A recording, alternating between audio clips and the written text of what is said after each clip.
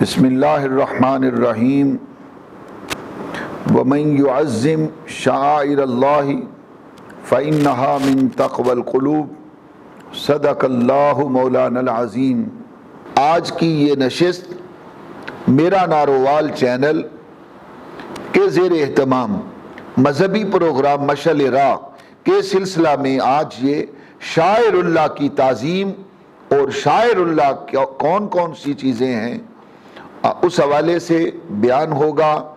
اللہ رب العزت میرا نارووال نیوز کی اس عظیم کاوش کو اپنی بارگاہ میں قبول فرمائے اور اس سے عامت الناس کو اور حضور کی امت کو اللہ تعالیٰ برکت عطا فرمائے اور اس کی بدولت ان کو کامیابی عطا فرمائے۔ اور میں آج جس موضوع پر اظہار خیال کرنا چاہتا ہوں وہ ہے شاعر اللہ کی تعظیم، اور قرآن کریم کی جو آیہ کریمہ میں نے تلاوت کرنے کا شرف حاصل کیا ہے، اللہ رب العزت نے ارشاد فرمایا کہ وہ لوگ جو اللہ کی نشانیوں کی تعظیم کرتے ہیں انہی کے دلوں کو اللہ تقوی کے نور کے ساتھ منور فرما دیتا ہے۔ حاضرین محترم اور عزیزان گرامی قدر، شاعر اللہ ان میں جاندار بھی ہو سکتے ہیں، ان کے اندر پتھر بھی ہو سکتے ہیں اور انسان بھی ہو سکتے ہیں۔ ان کی تعظیم حکم قرآن ہے۔ قرآن مجید اللہ کی نشانی، اولیاء کرام اور بزرگان دین اللہ کی نشانی، بلکہ وہ جس جگہ پر بیٹھ جائیں ان کی جائے نشست بھی اللہ کی نشانی ہوتی۔ فرمایا ان الصفا والمروہ من شعائر اللہ، بے شک صفا اور مروہ اللہ کی نشانیوں میں سے ہیں۔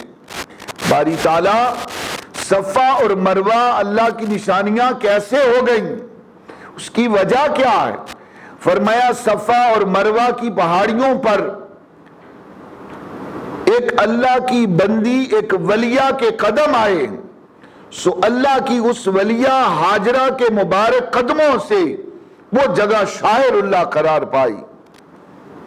پھر ہمارے ماں باپ ہمارے لیے اللہ کی نشانی، مساجد اللہ کی نشانی، دینی مراکز اللہ کی نشانی، اور قربانی کا جانور، یہ قربانی کے ایام ہیں، یہ حج کا موسم ہے، سو قربانی کا جانور بھی اللہ کی نشانی۔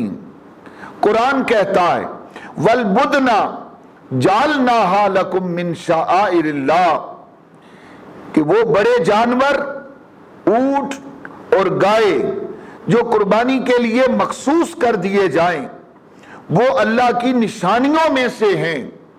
ان کی تعظیم کرنا، ان کا احترام کرنا انسانوں پر واجب ہے کہ وہ اللہ کی نشانی، ہر وہ چیز جس کی نسبت خدا اور مصطفیٰ کے ساتھ ہو جائے وہ اپنی نسبت کے اعتبار سے اللہ کی نشانی ہوتی ہے۔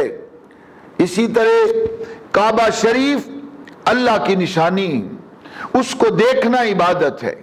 قرآن مجید اللہ کی نشانی ہے، اس کو دیکھنا عبادت ہے، اس کو پڑھنا عبادت ہے، اس کی تعظیم عبادت ہے۔ شاعر اللہ کی تعظیم حکم قرآن سے ثابت ہے، ہاں شاعر اللہ کی پوجا نہیں کی جا سکتی، اس کا احترام واجب ہے۔ اب آئیے، کعبہ شریف بھی اللہ کی نشانیوں میں سے ایک نشانی ہے۔ حدیث پاک میں آتا ہے، حضور تاجدار کائنات صلی اللہ علیہ وسلم نے فرمایا النظر الی الکعبۃ عبادۃ، کعبے کو دیکھنا عبادت ہے۔ پھر ارشاد فرمایا کہ چونکہ یہ اللہ کی نشانی، النظر الی الکعبۃ عبادۃ سنہ، کعبہ شریف کو ایک نگاہ دیکھنا 1000 سال کی عبادت کے برابر ہے۔ پھر اسی طرح قربانی کا جانور، اس کو ہاتھ لگانا، اس کو چارہ ڈالنا، اس کی تعظیم کرنا کہ یہ وقف فی سبیل اللہ ہے، یہ قربانی کے لیے مخصوص ہو گیا، اس کی تعظیم کرنا بھی عبادت ہے۔ حاضرین محترم اور عزیزان کرامی قدر، یہ قربانی کا موسم ہے، سننے والے ناظرین کے لیے ایک اہم پیغام ہے کہ بلا شبہ قربانی کا جانور انسانوں کے لیے بخشش کا ذریعہ ہے۔ جو صاحب نصاب ہیں ان پر قربانی واجب ہے کہ وہ کبھی بھی اس عظیم یاد کو تازہ رکھیں، کبھی اس کو ترک نہ کریں اور غفلت نہ کریں۔ یہ قربانی کا جانور پل صراط پر اپنے قربانی کرنے والے کی بخشش اور سفارش کرے گا اللہ کی بارگاہ میں۔ حضور سیدنا داؤد علیہ السلام پوچھتے ہیں کہ باری تعالیٰ تو قربانی کرنے والے کو اجر کیا دے گا؟ حضور تاجدار کائنات صلی اللہ علیہ وسلم فرمایا، اللہ پاک نے فرمایا داؤد جو شخص امت مصطفیٰ میں قربانی کرے گا، اس عظیم کو تازہ کرے گا، یاد کو تازہ کرے گا، تو قربانی کے جانور کا خون کا قطرہ زمین پر بعد میں گرے گا، اللہ تعالیٰ قربانی کرنے والے کے سارے گناہ معاف فرما دے گا۔ پھر قربانی کے جسم پر جتنے بال ہوں گے، ہر بال کے بدلے 10 نیکیاں ہیں، 10 گناہ معاف ہیں اور 10 درجے بلند ہیں۔ حاضرین محترم اور عزیزان گرامی قدر، ضرورت اس امر کی ہے کہ ہم قربانی اللہ کی رضا کے لیے کریں۔ اللہ کو قرآن کریم کے اندر اللہ پاک نے فرمایا لن ینال اللہ لحومها ولا دماؤها ولکن ینالہ التقوی منکم، نہ مجھے تمہارے گوشت کی ضرورت ہے، نہ مجھے تمہارے خون کی ضرورت ہے، میں تو تمہارے دلوں کا تقوی دیکھنا چاہتا ہوں کہ تم کس ذوق و شوق کے ساتھ، محبت کے ساتھ تم میری راہ میں خرچ کرتے ہو یا نہیں۔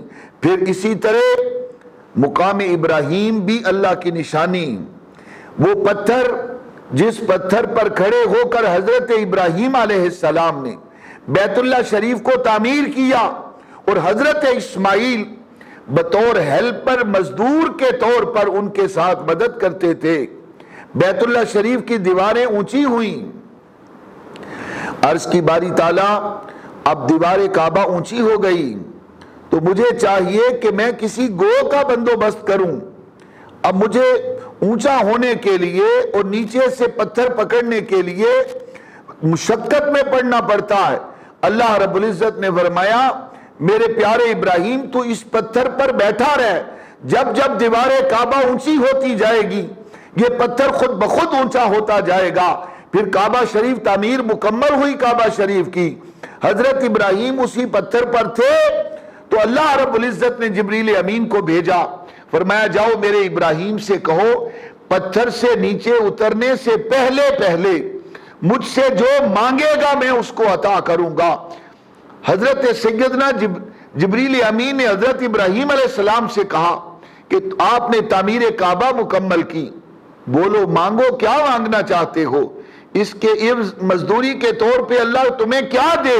تو انہوں نے عرض کی باری تعالیٰ ربنا وابعث فیہم رسولا من انفسہم یتلو علیہم آیاتہ ویزکیہم ویعلمہم الکتاب والحکمہ انکا انت العزیز الحکیم۔ باری تعالیٰ وہ جو آخر الزمان نبی تاجدار کائنات صلی اللہ علیہ وسلم کی آمد ہونے والی ہے، وہ میری نسل میں سے بھیجنا، وہ لوگوں کو آیات پر پڑھ کے سنائیں، لوگوں کا تزکیہ کرے، بے شک تو زبردست غالب حکمت والا ہے۔ تو اسی پتھر پر کھڑے ہو کر حضرت ابراہیم نے جو دعا مانگی تھی اللہ تعالیٰ نے اس کی قبولیت فرمائی اور فرمایا ابراہیم تیری دعا قبول ہو گئی۔ اس پتھر پر دعائے ابراہیم قبول ہوئی، فرمایا یہ پتھر اب مقام ابراہیم ہو گیا ہے۔ لوگوں وَاتَّخِذُوا مِن مقام ابراہیم مصلی، جب طواف مکمل کر لو تو اس پتھر کے قریب 2 نفل پڑھنا کہ یہ میری نشانی ہے، یہ مقام ابراہیم ہے۔ سو یہ مقام ابراہیم کیسے بنا اور یہ اللہ کی نشانی کیسے بنی؟